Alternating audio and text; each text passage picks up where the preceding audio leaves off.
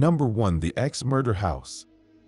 The Villas Clax Murder House in Villisca, Iowa is a well-known tourist attraction for ghost hunters and horror lovers alike. The site of a gruesome and solved 1912 murder, in which 6 children and 2 adults had their skulls completely crushed by the axe of an unknown perpetrator, was purchased in 1994, restored to its 1912 condition, and converted into a tourist destination.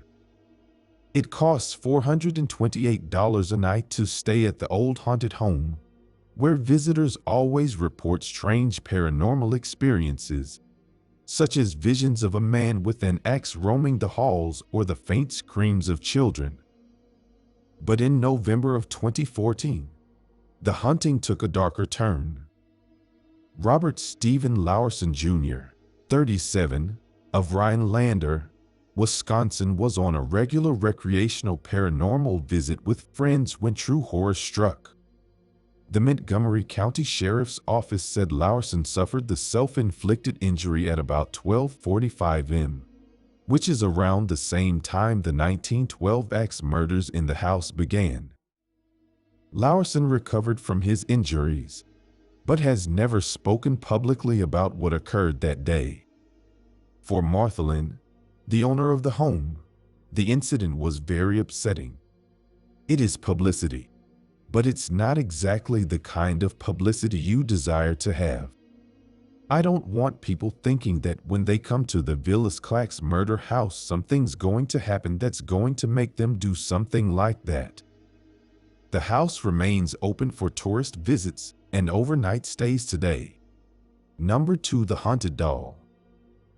When you think of haunted dolls, it's likely the creepy old Victorian-looking porcelain kind that springs to mind, none of which you probably have laying around. Still, don't get too comfortable around any kids' toys too soon. Though a Disney's Frozen Elsa doll that was gifted for Christmas 2013 in the Houston area made headlines earlier this year when it seemingly became haunted. The family decided to throw the creepy doll out in December of 2019. Weeks later, they found it inside a bench in their living room. The kids insisted they didn't put it there, and I believed them because they wouldn't have dug through the garbage outside, Madonia told KPRC2 Houston News. At that point, Elsa ceased to sing the English rendition of Let It Go altogether, speaking only Spanish when pressed. The family then double-bagged the bizarre doll and placed it at the bottom of their garbage, which was taken out on garbage day. They went on a trip shortly after, but when they returned, Elsa too had come back and was waiting in the backyard of their home. This time, the family mailed Elsa to a family friend in Minnesota, who taped the haunted doll to the front bumper of his truck. It doesn't seem to have made its way back to Houston yet, as per Madonia's latest February Facebook update on the creepy doll. Number 3. A Deadly Exorcism. In August 2016 in North London, 26-year-old Kennedy Ife began acting strange and aggressive following a pain in his throat.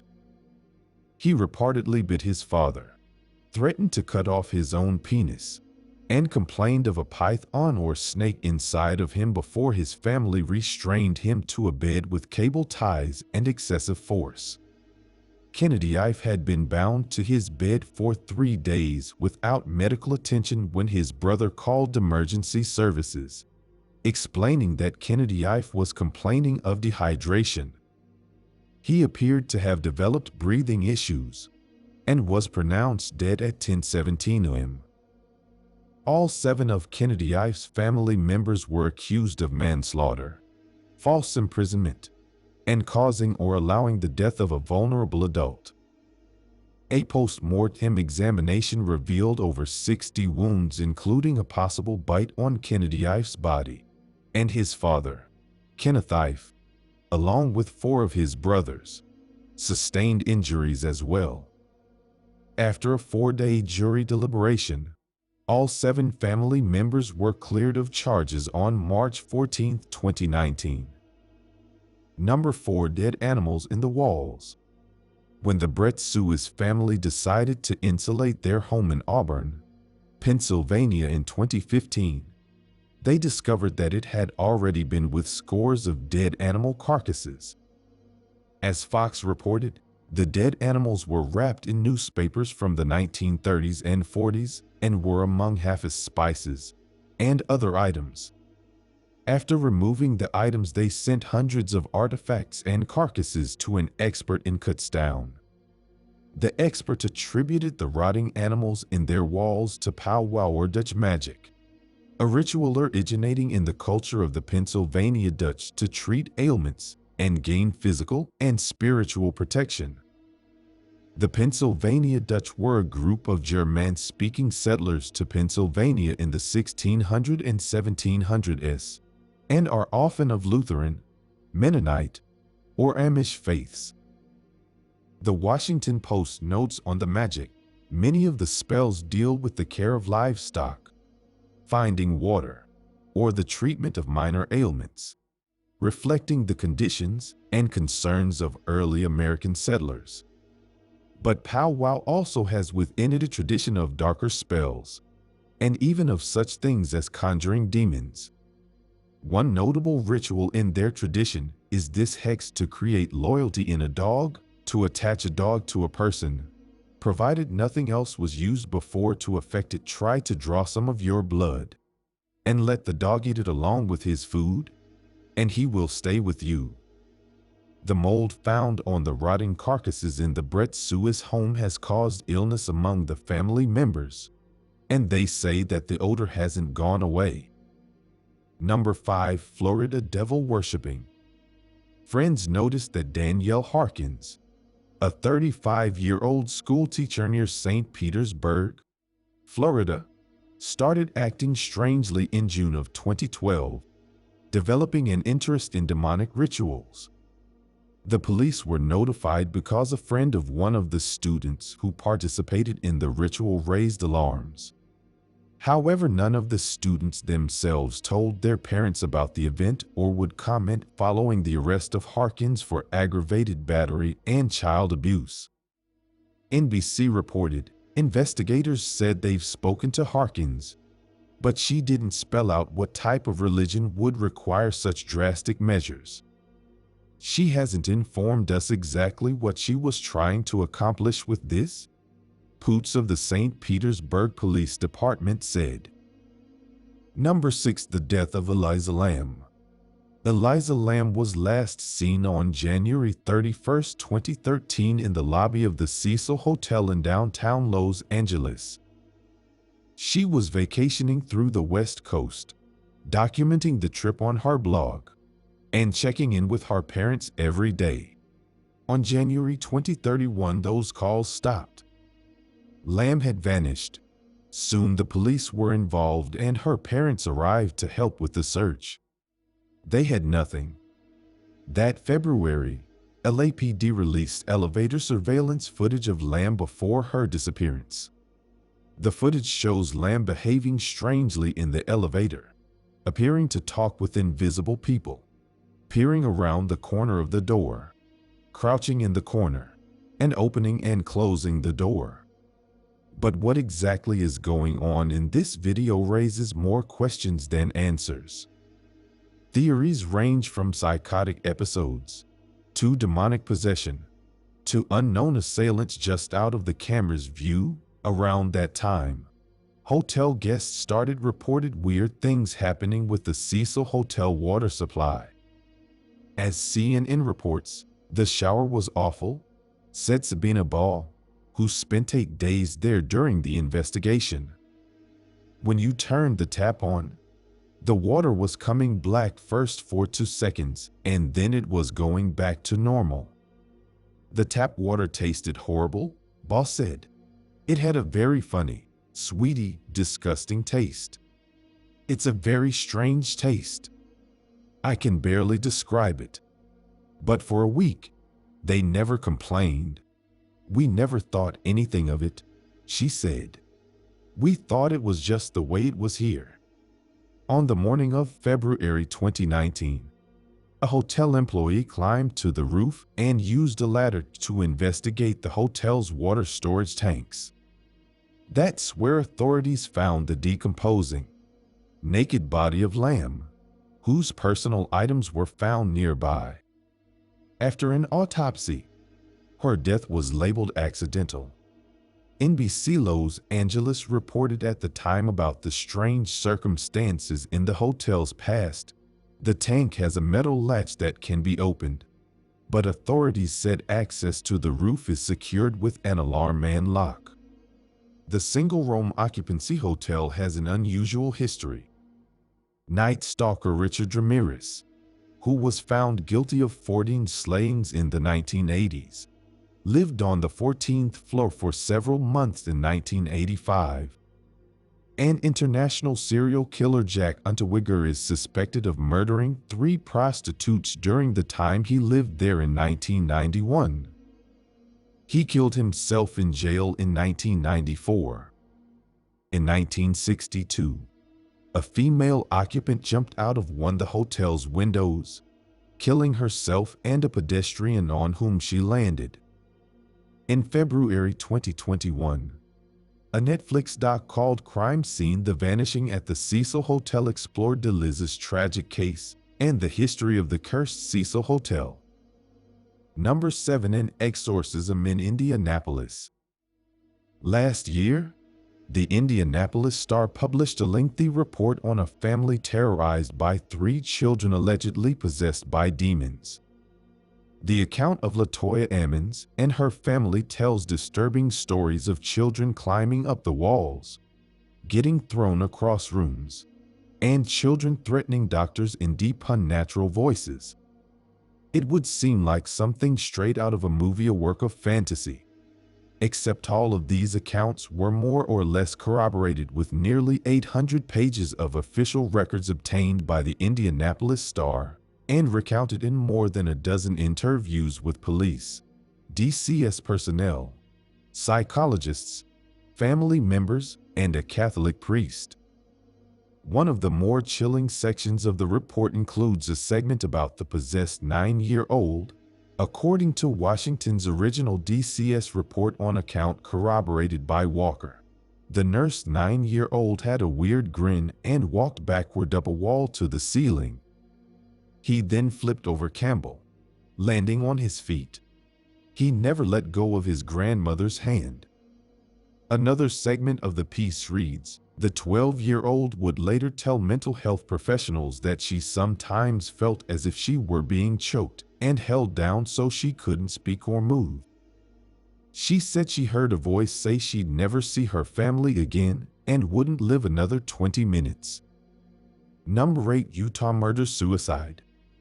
In September of 2014, a Utahrdene returned to his home to find his parents and 3 siblings dead. In a notebook, a to-do list had been scribbled on the pages. The list looked as if the parents were readying to go on vacation attempts such as feed the pets and find someone to watch after the house were written, the Salt Lake Tribune reported. It appeared to be murder-suicide, but there was no suicide note, no prior indication that they would do this, no explanation. Police could not figure out why 2 parents would kill themselves and 3 of their 4 children. For a year, no one knew exactly what happened to the family, or what would drive the parents to do something so unthinkable. In January, police released more chilling details in the case. According to accounts from family members and an investigation by police, the parents were driven by a belief that the apocalypse was coming and an obsession with a convicted killer. Number 9. The Phone Stalker. In 2007, ABC News documented a series of cell phone calls to families with terrifyingly specific death threats. The unidentified callers knew exactly what families were doing and what they were wearing. The families say the calls come in at all hours of the night, threatening to kill their children, their pets and grandparents. Voicemails arrive, playing recordings of their private conversations, including one with a local police detective. The caller knows, the families said, what they are wearing and what they are doing. And after months of investigating, police seemed powerless to stop them. This went on with the Kuykendall family for months, who reported a caller with a scratchy voice threatening to slit their throats. When the Firkrest, Washington, police tried to find the culprit, the calls were traced back to the Kuykendall's own phones even when they were turned official. It got worse. The Kuykendalls and two other Firkrest families told ABC News that they believe the callers are using their cell phones to spy on them. They say the hackers know their every move, where they are, what they are doing, and what they are wearing. The callers have recorded private conversations, the families and police said, including a meeting with a local detective. Number 10. The Watcher. After moving into their $1.3 million dream home, a New Jersey family started receiving creepy death threats from someone who identified themselves as the Watcher. As CBS News reported earlier this year, since moving in, the owners said they have received numerous letters from the mysterious person. The Watcher claimed the home has been the subject of my family for decades, and I have been put in charge of watching and waiting for its second coming, Castro reported. The new owners have several children, and other letters asked, have they found out what's in the walls yet? And I am pleased to know your names now, and the name of the young blood you have brought to me. The family was forced to flee from their home and later filed a lawsuit against the previous owners. Number 11 is Issei the Cannibal. In 1974, 24-year-old Wako University student Issei Sagawa allegedly followed a German woman to her home in Tokyo, Japan, broke into her apartment while she was sleeping, and attempted to cut a piece of flesh off her body to consume. When she awoke, she reportedly fought him and he was later captured by the police. According to a 2012 Vice documentary that covered Issei's bizarre story, he was mistakenly charged with attempted rape, and his wealthy father paid the victim a settlement outside of court to have the charges dropped. 7 years later, in 1981, he allegedly committed a murder in France, shooting and eating a fellow university student, René Hardewilt. Issei creepily documented the entire experience with photographs, and he was captured by authorities once again while attempting to dump the rest of her body in the Bois de Boulogne lake. He was deported back to Japan and committed to a mental institution. For reason unknown, his psychologists in Japan declared that he was sane.